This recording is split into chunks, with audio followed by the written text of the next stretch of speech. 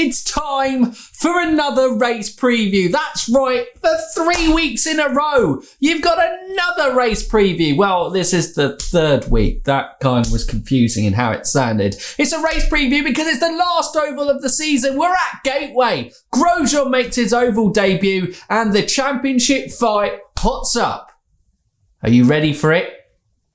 Because we are. No, I'm not. We're not ready for it. Preview time! Hi guys, I'm Mike. And I'm Stephen. And this is Indy Fanatics, your home for IndyCar content with weekly podcasts and feature videos.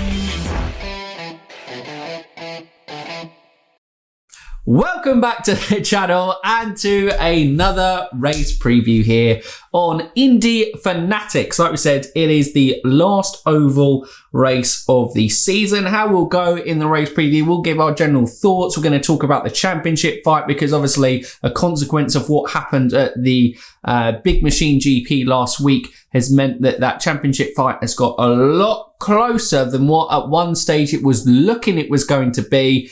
We'll do our usual podium predictions, star performer predictions, and of course predict who will be the best rookie over the course of the season.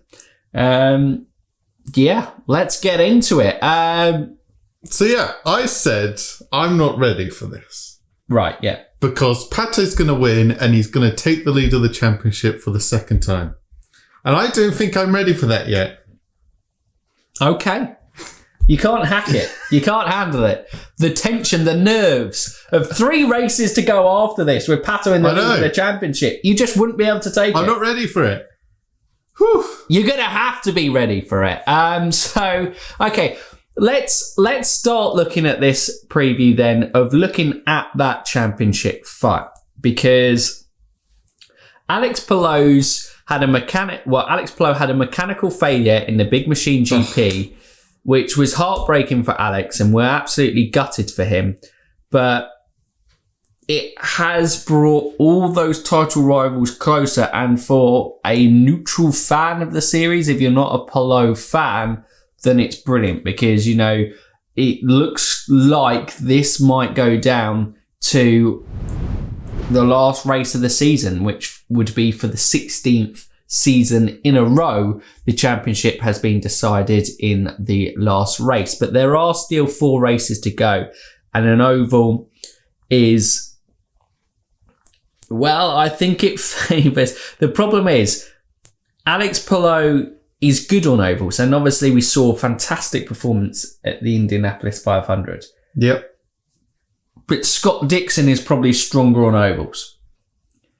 Pato O'Ward, I think, as a whole, is stronger on ovals. I'd say that's a difficult one because Palou did do so well at the 500. It is. No, I'm not saying are better, but Josef Newgarden is strong at Gateway. Yes, he is. So there's the 3 main guys, and Marcus Ericsson is still round and about there. I think we'll get the points up and kind of just confirm in a second. And Marcus Ericsson now is a genuine title contender because of what happened last week. He's still outside, but because it's kind of been brought right in, I think he's still there, even though he's like 60 points off.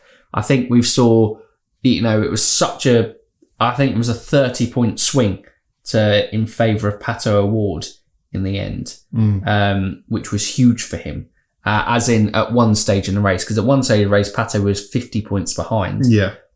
And then it turned out that he's only 21 points behind in the championship, which is big.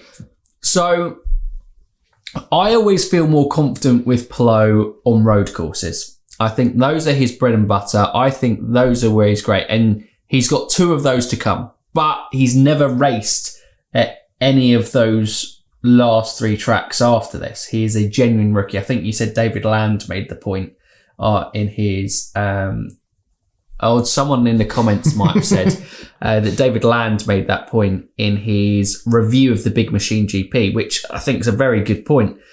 You know, he's never been there, but... Yeah, but you can say that for other championship contender Pato O'Ward. You can do. So then, does it then swing towards Scott Dixon, Newgarden, and Ericsson? Did Pato? Actually, I think Pato has raced At Laguna Seca, I think. Yeah, he has. Because he had that he had a part-time Harding season. Steiner Yeah. seat with it. So it's now the pressure's ramping up. Having a 50-point lead going into those last 4 races would have given a nice buffer. Still wouldn't have completely done it, but it would have been a really nice buffer for Palou. But now it is just wide open. Yeah. And any of those 4 drivers, if they get a win out of Pato, Dixon, Newgarden or Ericsson, they're not at the top, but they could be. It makes it really competitive. And this is probably, I don't know, the championship contenders' best chance to get ahead of Palou. What, at the Oval? Yeah. At Gateway? Best chance to gain points on him. It's hard so because difficult. Palou is good on ovals. I think all 4 of them are just so good. And I don't think there's much between them on ovals or street races. No. Or road courses. Yeah. They are. I wouldn't say this is the best chance. Maybe on some of the... But the argument of he's a true rookie for the last 3 races, he was a true rookie at Barber. And he went on and smashed it. Yep. So... Absolutely. And... It's too close to cool. Yeah, I think Alex Palou is, he's a great all-rounded driver, but road courses, we really do see the best of him. Yeah. And 2 out of those last 3 are road courses. And he's tested at Laguna Seca with Chip Ganassi as well. And Portland, God, we haven't even watched the Portland race, so I don't know the characteristics of it, but I'd expect him to do well.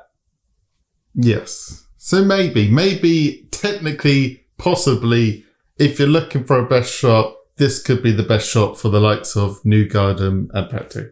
Yeah, well, look, watch Palou go out and win the race. Bounce back, because he's a guy. He's a guy who Shut us up, back. Alex. Go on, Alex, win the race. But it's exciting. Now there is genuine tension, and as the eyes are now focusing on IndyCar series, there's eyes kind of wanting drivers to come into the series, teams coming into the series, just general popularity. I think, NASCAR fans that attended the doubleheader last weekend were, excited and enthused from what they watched in the Indy GP, the Big Machine GP last Saturday. They really enjoyed it. Yeah.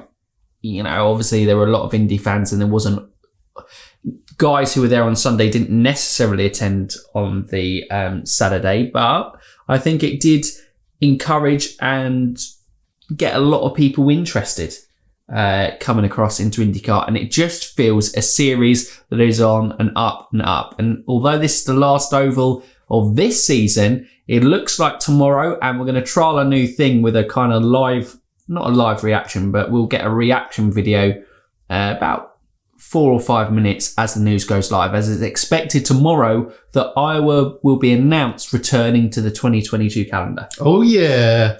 Which is another oval. It's a great track, Iowa, and would love to have it back. Absolutely. Yeah. But final thoughts on the championship contenders? Well, we kind of covered everything. Got Alex, shut us up. If not, Pato's going to smash it. Okay, from there. So general thoughts going into race. Obviously, Will Power got that first win of the season. I believe Pietro Fittipaldi will race as well as Romain Grosjean this weekend. Yes, he will of drive course. in the 52 card. That is the big thing. Romain Grosjean's entry to the oval scene. He's been, I feel like, regretting the decision not to run a full calendar. Well, maybe there was part of him that goes, it was the right move just to watch first. But I think he's been very excited about jumping on an IndyCar on an oval and racing there. Yeah, and I think for drivers coming into the series, this is actually quite a big one. Because a lot of outsiders looking in, obviously the American drivers growing up, if you grow up in the States and you grow up watching IndyCar and the young guns, I don't think the ovals obviously they're scary because of the speeds that you're going at constantly for 200 odd laps. Yeah. But I think our side of the pond, the European ones, always look sceptical at ovals and feel like it's dangerous and going for now. I mean, obviously we love oval racing, but I think drivers are always a bit like, oh, I'm not sure.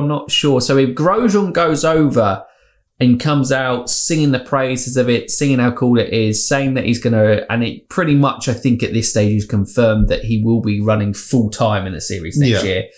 Ovals, road courses and street courses. I think it will go a long way to convincing a lot of drivers that it's okay. Especially what Grosjean's been through in the last year with the Bahrain accident. Exactly. If he feels safe on an oval, then I think it will go a long way to convince. If Albon comes into the series from there, if Hülkenberg comes into the series, maybe going full-time calendar on that aspect. Yeah, I think it's a big weekend for IndyCar, for Romain Grosjean personally doing it, but just the series and its growth as a whole. Yeah. So like I said, Will Power won last weekend. Penske boys, Andretti boys, and Chip Ganassi boys. Who do you see is going to come out on top of the big teams? Or do you feel it will be maybe a Ed Carpenter Racing, Rahal Letterman Lanigan, because Sato was very strong here, finished P2 after his Indy 500 win. Yeah, he's been very quiet this year, Sato, I think. Maybe that's like an outside shout. But I'm backing my boy Pato, McLaren. They end up doing pretty well on ovals tracks. They nail the pit stops. The strategy doesn't go too horrendously wrong, like on most road courses. So yeah, I'm backing my boy Pato. Penske, I backed them for last week. Not got a good feeling about them this week. No. Mystic Stevens says, stay clear of Penske. No go. I think this is going to be a fight between Arrow McLaren SP and Chip Ganassi. I think all Chip Ganassi boys are going to be super strong here. Okay. As they've been all season, it's very clear now as we get to this tail end of the season that Chip Ganassi have been the team of the year. TK is going to be back, right? Yes, he will be. So Tony Kanaan will be racing, and he's shown great pace through the season as well. And it was disappointing because he was rapid at Texas, but because we lost the qualifying, we never really got to see where he was at. Yeah, it was on championship order. So he could be an outside contender coming in, because remember, he's wanting to kind of have a strong oval season going into next year, where he'll 100% be running the ovals for next year as well, leading up to maybe securing a second Indy 500 win. He saw his compatriot and good friend Helio Castroneves get his fourth. Can Tony Kanaan, a very popular fan favourite driver, get his second Indy 500? No. And just getting more under the belt and feeling comfortable within that Chip Ganassi team again, I think is key there. But he could be an outside shot this weekend. Yeah. But Takuma Sato, I think ovals, this could be where he's going, as it feels like the Rahal Letterman Lanigan number 45 car will be running next year full time, but the rumours don't seem to go away that the team that Jack Harvey has left Meyershank Racing to join is Rahal Letterman Lanigan, which then suggests, well, if he's not the 45 full entry, as they've been testing guys like Lundgaard, Ferruci, who I believe is back in the car this weekend, on the oval, and Felix da Costa's name's still there or thereabouts, but Oliver Askew's tested, hasn't he? So, a lot of guys have been rumoured for that 45 seat. Well, if it was Jack Harvey, then it wouldn't be that, which suggests the rumours of Sato not running full-time in the series next year may be true. And going to an oval-based calendar, which he really seems to have nailed in these last couple of years. He's kind of found a happy place on the ovals. He's always an outside contender and could be one of his strongest performances of the season. Yeah. Or does that take us on to star performers and your star performer being Mr. Takuma? We'll wait on that. Oh. We'll wait on that. We'll wait and see. Is there any other teams really to kind of cover? Have a look at Ed Carpenter Racing. Obviously, Ed Carpenter will be running. I don't know. Is Connor Daly with Carlin this weekend? I don't know. I would assume so. Yeah. Because Ed Carpenter obviously always runs the ovals. But I remember at Texas, it wasn't firmed up whether he would run Gateway. So I just assumed that he's there with Carlin because obviously Max Chilton doesn't ride with Carlin during the ovals. He's a road and street course only driver. Yeah. No, none of the other teams. Yeah, not feeling it. You feel like because there's so much on the line for the championship, it will be those top teams. Yeah. Or someone who has just been good on ovals like Sato. Yeah, I can't really see a surprise winner that much. Because the fight at the top is so intense. You could see someone taking all the risks if they got nothing to lose. Maybe like an Alexander Rossi, but he's still in a top team like Andretti. You could see him flying to the front and everyone else being conservative. But who knows? Okay. Well, alrighty. Let's get on to those podium predictions. Okay. Part of the preview. So, who is going to make your podium? Or would you like me to go first? I can go first because it's nice and easy. Pato, Dixon, Palou. Okay. So that would gain points on Palou in the championship, but not huge points, and would still give Palou the championship lead. Just about. But the gap would be really close between himself and Pato O'Ward at that stage. And Dixon would have slowly accumulated like Dixon always does. I said it in the race reaction. I've got a great feeling about Pato. He was really strong here last year. And like at Texas, I feel like he's just going to bully his way to the front. I feel even despite everything, he's going to go, I am winning this race, which is what it felt like at Texas. He just kind of, Texas was like, you can't overtake here. Pato was like, watch me. Watch me overtake, and went on to get his first career win. And I think he's going to get his third career win and third of the season this year. Second place. The rest of my podium is where I feel a little bit and ahhing up in the air. I'm going to back Takuma Sato. I'm feeling a strong performance. Another P2 for him at Gateway. And Marcus Ericsson, P3. I know a lot of people will be going the Newgardens. A lot of people will be going the Dixons, the Palou. But I've got a good feeling about Marcus. There's something about him that he quietly... This dark horse status, every time I want to write Marcus off, he comes up with something. So a podium would be huge for him. Yeah. Absolutely. And would get big gains forward. So yes, Pato, Sato, Ericsson. Really should have gone for another kind of four-letter I wonder what happens in your world with Dixon and Palou. What happens to them? I don't know. Both crash out? But I don't have to predict that because that's not the podium. We can't give extra ones. Right, star performer, Takuma Sato. I'm going to go for it. I'm backing Sato. This is probably will be his best performance for the remainder of the season. He was making good moves at the Big Machine GP. You've got to love Sato on that late braking, but he loves oval racing. And I'm backing him to do well. I'm going to back TK. Tony! I know... We're back in the experience! Yeah, exactly, yeah.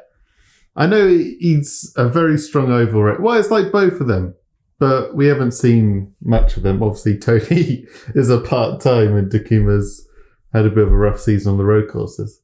But yeah, I'm back in TK. You're Sato. Bow of the old guard. Yeah, one name I will throw into... account. Obviously not a star performer, and we didn't mention him in podium predictions. Teammate of Takuma Sato, Graham Rahal. I think we probably haven't given Graham Rahal as much praise as what he deserves this year. We didn't even put him in our mid-season. Well, justice for Graham. We were waiting, and no one's given the Justice for Graham Rahal video, so we're going to have to go back and go Justice for Graham Rahal from us, because he is 6th in the point standings. He's consistently been around that top 5. I can't remember the amount of top 5s he's got this year, but it's got to be looking at about 5 or 6 top 5s this year. Was running very, very well at Indy 500 before that wheel wasn't put on properly. Yeah. And Rahal Letterman Lanigan, they generally tend to have strong oval cars. Yeah, could you imagine if that 500, if he finished the race, wherever he would have finished, he would have been in the top 10 easy, where he would actually be in the championship. He could be in the fight. Yeah. But it's just so mega, the double points because at 500. I think he's only 20 or 30 points off Marcus Ericsson. Yeah, so easy. If he had a top 10, he probably would have been 4th or even 3rd in the championship. Yeah, absolutely. Mental. And which is huge for a team like Rahal Letterman Lanigan Racing. And, you know, Graham, I think he's a very strong driver and maybe doesn't get the praise that he deserves. Admittedly, from us kind of being up, he's that guy who's just in and around the spot all the time, a bit like what Jack Harvey was earlier in the season. But Graham's done it season long, and that's kind of what he does, and that's kind of where the barrier is with Rahal Letterman Lanigan. So if they could they've got new facilities, if they can challenge with the big boys at the top, then, you know, we can maybe even see Graham Rahal challenging for a championship in the future. Yeah. Because he's one of the most consistent guys in the series, and a great driver as well. It's fantastic. Yeah. He won an Indy 500 more than anything else, though. So, rookie. Now, this is where one weekend that Scott McLaughlin really does have an advantage over. And is Pietro still classified as a rookie? I think he is, isn't he? Or I don't think he is. Why not? Well, I'm pretty sure he ran a season. Oh. I think he's now past, you have to be classified as under 6 races, and I think he's now done over those now. He may not have. I'm not sure. If Pietro is, we'll throw him into the mix, but I don't think he's there. I think it's between Scott McLaughlin and Romain Grosjean.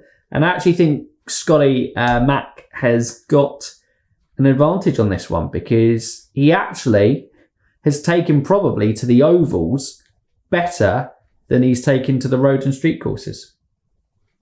Yeah. Probably. Obviously, he had a fantastic race 1 at Texas, getting the Kiwi 1-2, being second to Dixon. Yeah, he has a good shout. Is Top Gun racing at all? No, I believe not. What about Cody Ware for Rick Ware Racing? I believe it is just Pietro, because Pietro's running the 52 because Grosjean's running the 51. Ah, of course, yeah, Grosjean. Yeah, they're both running on it. Yeah, okay, yeah. Yeah, well, Romain Grosjean, this is his first ever oval race of the year. You've got to hand the advantage to Scott. But equally, I'm going to back Romain Grosjean. Romain Grosjean to come P0. The infamous P0 returns! I think he's shown he can adapt incredibly well to whatever's thrown in his way. He's done a day of testing at Gateway. Was that at Gateway? Yeah, I believe, he's done a day of testing at Gateway. So, I'm backing him to adapt strongly. He's an incredible driver. Backing him for a surprise good result.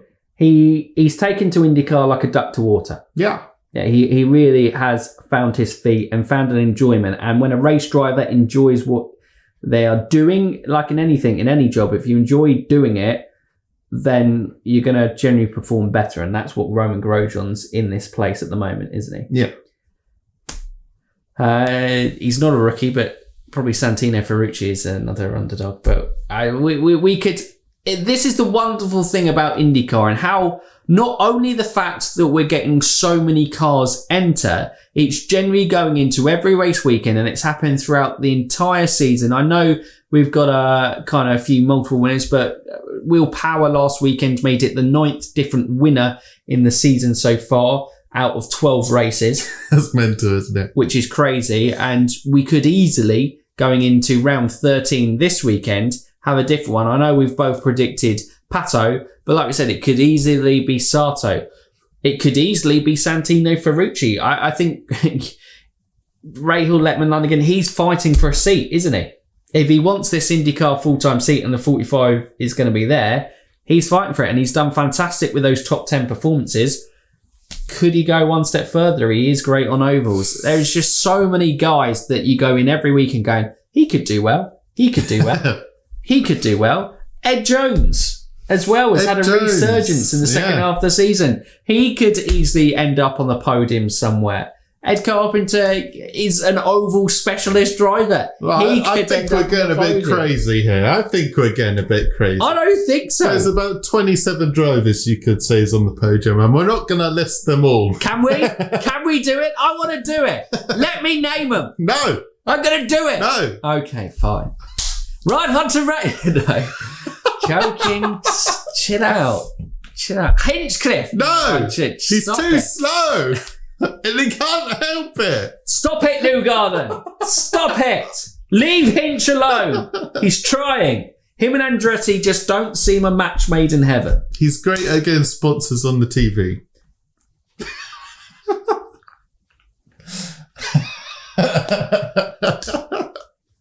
Team Penske over here. Team Penske. Oh dear. Although he's a Pato fan through and through. Right, guys, that's probably it for our race preview. We hope you've enjoyed, as always. Are you looking forward to the last oval race of the season? We've missed it. Obviously, it's the first oval since the Indy 500, and there is nothing quite like oval racing. And we still have that romantic feel to it. Luckily, we haven't been at a time where we've seen anything truly horrendous on an oval crash, and fingers crossed, obviously everyone gets through safely this weekend. But, you know, oval racing is high speed. The strategy's just kind of so intriguing, and just how the race can change at a moment's notice. It is literally just such a knife edge type of discipline of racing to drive on, and it's brilliant. But if you're new around here, haven't done so already, you want to keep following us here at Indy Fanatics for all your IndyCar content. For those waiting for the Bob Jenkins video, it will be out this week.